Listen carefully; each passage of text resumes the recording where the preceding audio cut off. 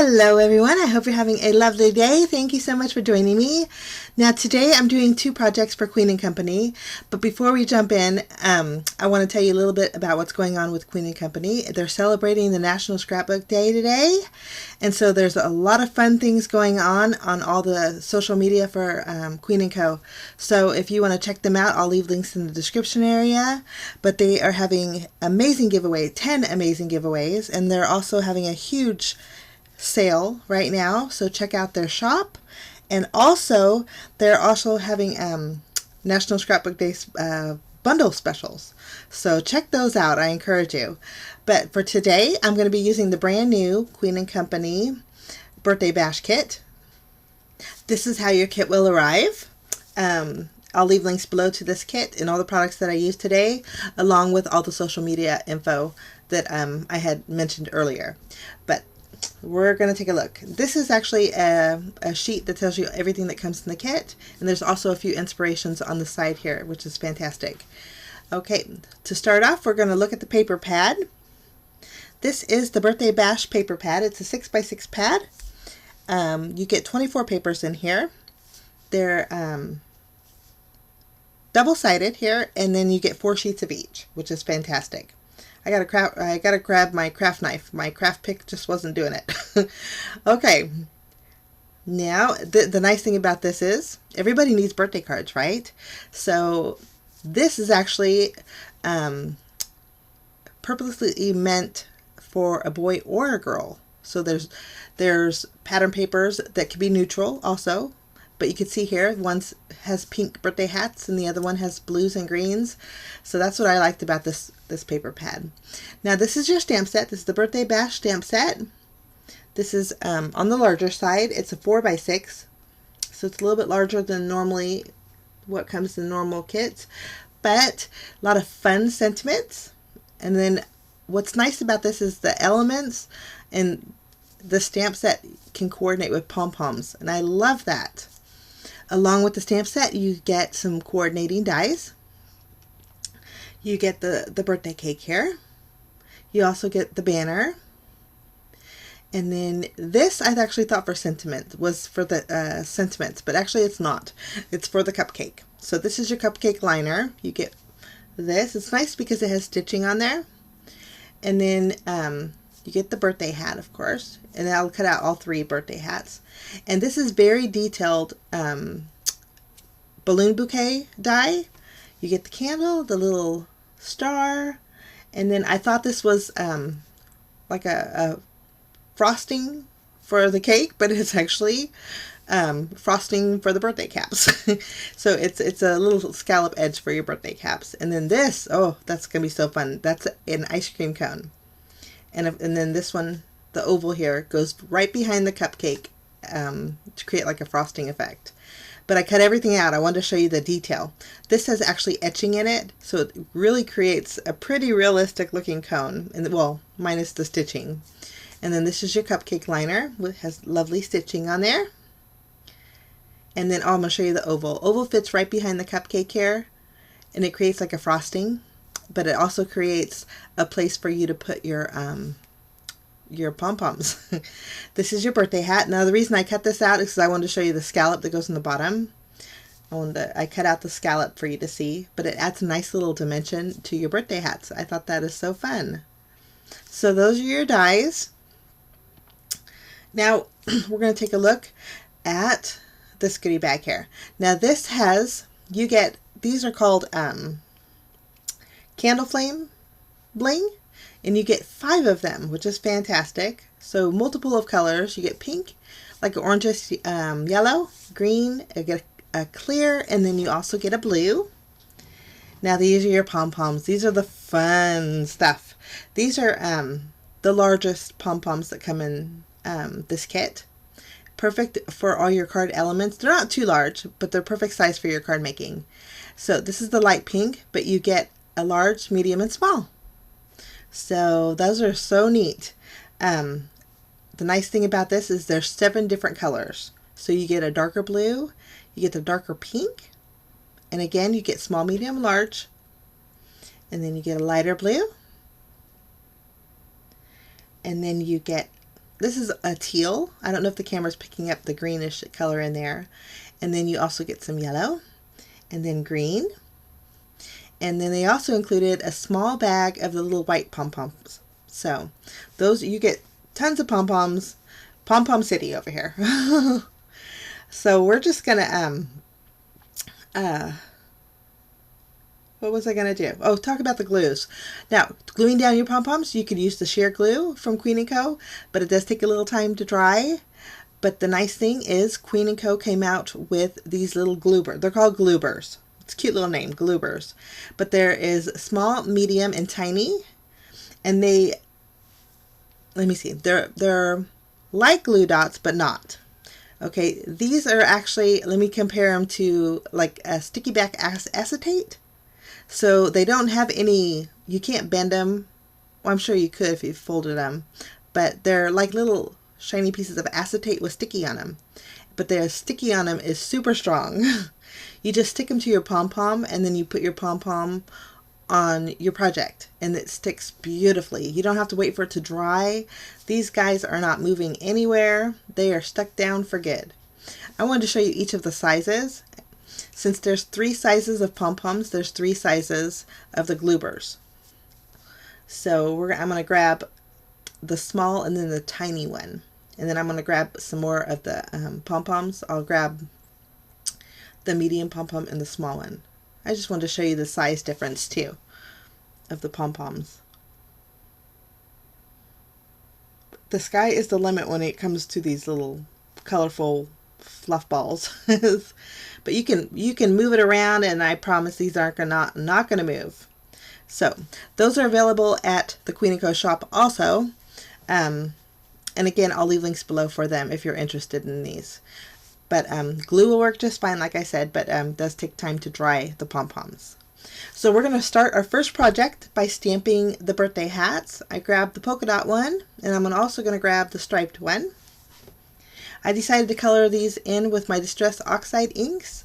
I'm going to use some faded jeans for the striped, and then I'm going to use some fossilized amber to stamp the polka dot. Now I wanted to create the little scallop border on the bottom, so I'm just going to take my blending tool and add some color to the right side of this cardstock here. And as I got the fossilized amber done, I thought I'm going to add a little bit of green. So I grabbed some Twisted Citron Distress Oxide, and I'm going to add a little bit of that there too.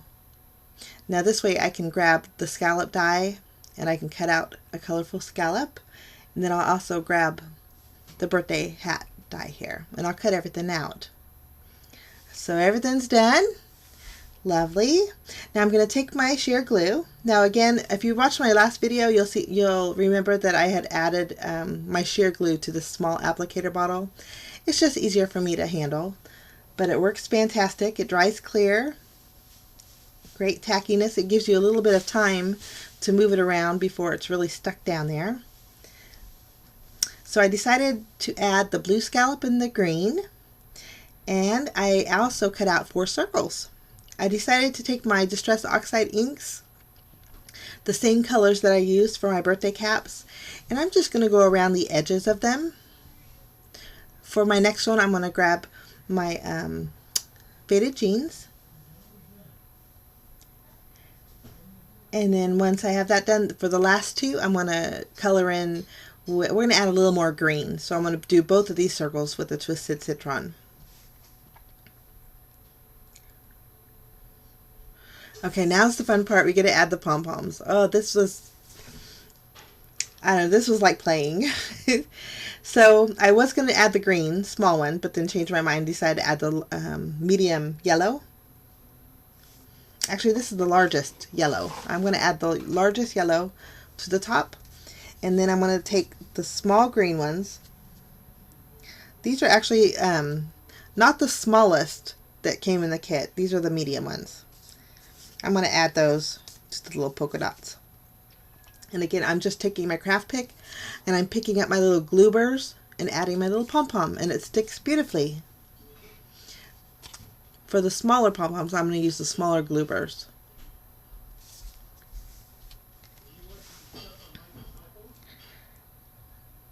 Okay, well, now there was like a half a circle on the very bottom of my birthday cap, so I thought, well, I'm going to cut one of these little pom-poms in half. But this is a very bad idea. Lesson learned, because all I did was just shred it. So don't cut, I just wasted a pom-pom. But don't cut your pom-poms. So lesson learned. Now I'm going to take a large blue one, and that's going to go on the very top portion of my polka dot birthday cap. So fun. Adds so much dimension, and I love that. So cute. So we're going to set everything aside, and then we're going to work with some pattern paper. Now I chose a blue star pattern paper, and then the yellow, you can't really tell, but it has some like confetti swooshes on there. I'm going to use the yellow one, and then also this diagonal stripe pattern paper. I just cut out a thin strip of the striped, and then a thin strip of the yellow. I attached the yellow to the blue, and then to cover that seam up, I'm going to use my sheer glue and add my diagonal stripe pattern paper right above the seam. And that's going to be my panel. I'm just going to trim off the excess. Once we have that done, I'm going to adhere that to my card base just using my tape runner. My card base for this card is an A2 size card base, so it's 4 1/4 by 5 1/2. Now I'm going to arrange my little circles in that blue portion, that blue pattern paper. Now I know I wanted the largest circle on top because that's where we're going to put our birthday caps. Now to fill in the other areas, there was a star die. So I'm going to take that, and then using the same paper that I used to cut out my little scallop borders, I'm going to cut out some stars. I actually later on too ended up adding one more green star. But for my sentiment, I chose Time to Celebrate. And I think it's going to fit perfectly on that circle there. I'm just going to stamp it with my VersaFine ink. I needed to remove my birthday caps because my pom-poms were a little bulky. My block wouldn't go all the way down. But I think that just looks fun. I was thinking about just putting one birthday cap, and then I changed my mind and decided, well, we're going to go with 2 of them. Make it doubly special. Now, I glued down my circles, popped up my stars, and then I also popped up this large circle with the birthday hats. Okay, now I wanted a little bit of shimmer. Of course, you have to have a card with a little bit of shimmer. So I decided to use the candle flames. These are the clear ones, and I thought if I put them right next to the stars, they would kind of look like they were shooting stars. So that's my theory for adding bling, but I think it turned out so fun, and it could be for a boy or a girl, anybody, and I think it was a really fun card to make. Now for second card, I wanted to use the ice cream cone, so I'm die cutting that out using some craft cardstock. And then I also cut out 3 circles with white cardstock, but I love the texture that it gives. To give it a little bit more color, I decided to go around the edges with my Distress Oxide ink. This is not Broken China. This one is Vintage Photo. Once we have that done, I'm going to take my sheer glue and attach these circles. Now these, you're not going to be able to see them, but I just needed something to stick my pom-poms to. So I cut out 3 of the same sizes. And I'm just going to layer them on top of each other. We're going to create a triple dip cone here. Okay, I think that looks fun. Now I'm going to grab my pom-poms. These are the largest ones. I grabbed the dark pink, light pink, and yellow. And then I'm just going to peel off the white backing off of my largest gloobers. And then I'm going to add my pom-poms directly to the gloober sheet. And then I just lift it up and stick. And I did that to all 3 layers, creating a triple dip ice cream cone, and I think that looks so fun. Now you can still see my little white circle behind there, so I'm just going to take my scissors and just trim the area that you could see out. That way all you see is those pom-poms.